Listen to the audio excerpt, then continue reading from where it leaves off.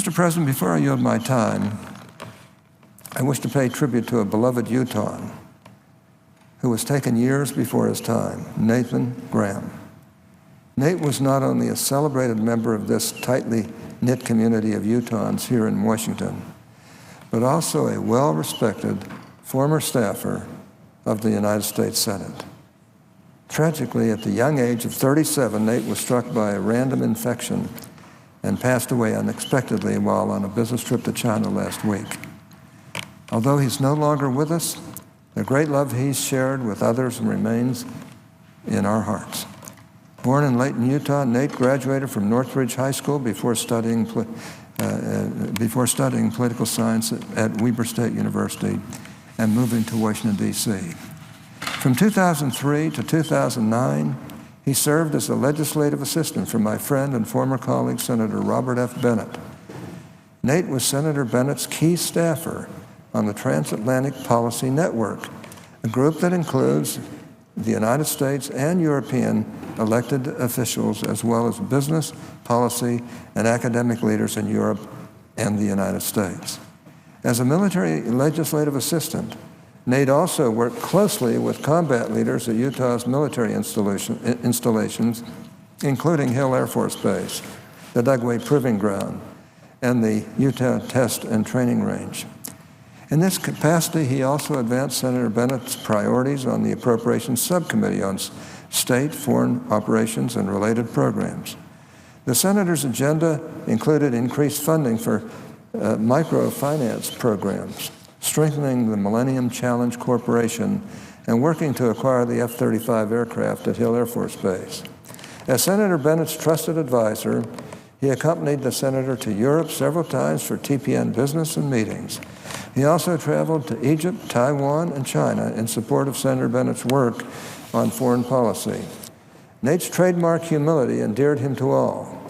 He never thought himself above anyone else, and he was always helpful and kind to everyone, regardless of status or position. Nate even had a special reputation as a mentor to Senator Bennett's junior staff. He looked out for young staffers just starting their careers and actively searched out new experiences for their professional development. Following his time in the Senate, Nate entered the private sector, accepting a position with Procter & Gamble as their senior manager for global government relations and public policy. Although Nate never worked for me directly, he was a gifted public servant whose contributions were highly regarded across the entire Utah delegation and across me personally. Speaking to Nate's character, Senator Bennett, who is going through his own personal battle with cancer right now, and sent me the following note over the weekend.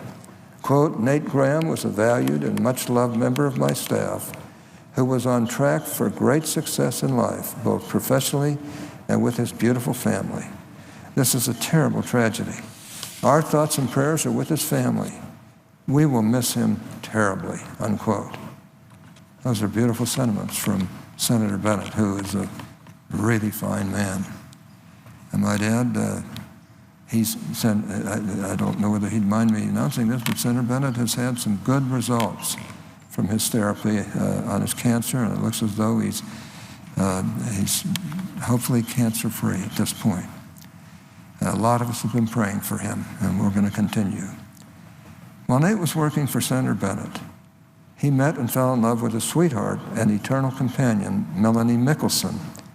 I know Bob was delighted when he could be a matchmaker for some of his staffers, as we all are. In addition to Melanie, Nate is survived by their 4 sons, Rowan, James, Lincoln, and Griffin. Griffin, who was just born 2 months ago. Nate was an active member of the Church of Jesus Christ of Latter-day Saints, having served an LDS mission in Honduras and Belize. Just 6 weeks before he passed away, he was released as the bishop of a local congregation in Arlington, Virginia, where he built a reputation for fostering a community of love and friendship. A tidal wave of support has washed over the Graham family in the wake of Nate's passing. In just a few days, friends and neighbors have already raised nearly $100,000 in a crowdfunding effort to support this family. Mr. President, I would like to close with the words of Scottish poet Henry Francis Lyte. From his hymn, quote, "Abide with me," unquote, which he wrote on his deathbed in 1847. This song is well beloved across the LDS community. It offers comfort and peace amid the sadness of loss. Quote, "I fear no foe, with thee at hand to bless. Ills have no weight, and tears no bitterness. Where is death's sting? Where, grave, thy victory? I triumph still if thou abide with me," unquote. We believe that Nate now abides in a holier place. His father is in our thoughts just as they are in our prayers. His family is in our thoughts just as they are in our prayers. May God comfort them. May he comfort all of us as we mourn the loss of an exceptional friend, father, and husband. Mr. President,